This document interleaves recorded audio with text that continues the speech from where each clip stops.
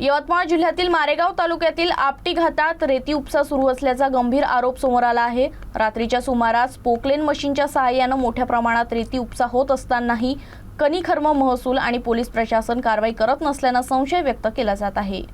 मारेगाव तालुक्यातील आपटी घाटात दररोज रात्री 3 पोकलेन मशीनच्या सहाय्याने जवळपास 80 ते 100 ट्रक रेती उपसा होत असल्याची माहिती समोर आली आहे। विशेष म्हणजे हा प्रकार उघडकीस येऊन देखील खनिकर्म विभाग, महसूल प्रशासन आणि पोलीस यंत्रणा याकडे दुर्लक्ष करत असल्याचं चित्र आहे।